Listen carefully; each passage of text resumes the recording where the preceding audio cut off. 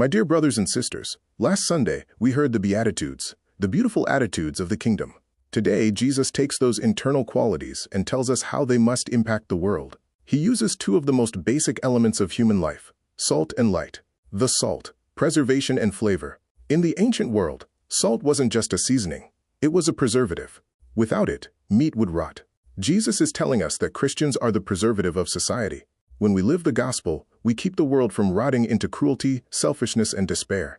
But he gives a warning: if salt loses its taste, with what can it be seasoned? Chemically, pure salt can't lose its saltiness. But in Jesus' time, salt was often mixed with impurities. If the salt was washed away, you were left with a pile of useless white dust. The lesson for 2026. If we mix our faith with too many impurities, with the greed, the gossip, or the apathy of the world, we become bland Christians. We no longer sting the conscience of society or bring out the flavor of God's goodness. The light, visible compassion. Jesus then says, "You are the light of the world." But notice where the light comes from in our first reading from Isaiah. The light doesn't come from being pious in a corner.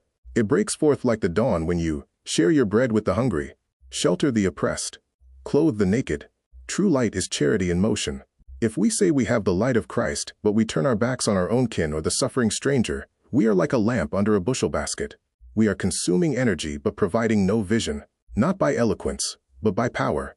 St. Paul, in the second reading, gives us the secret to being salt and light. He didn't come with lofty words or wisdom. He came in weakness and fear, and much trembling. This is so encouraging for us.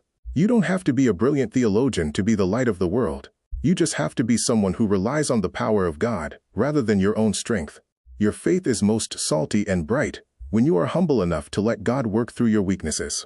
The takeaway this week: ask yourself, am I adding flavor to my workplace and my home, or am I just blending in? Greater than, don't be afraid to be salty.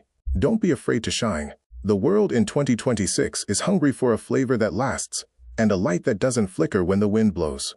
You are the salt. You are the light. Now go and give the world a taste of the kingdom.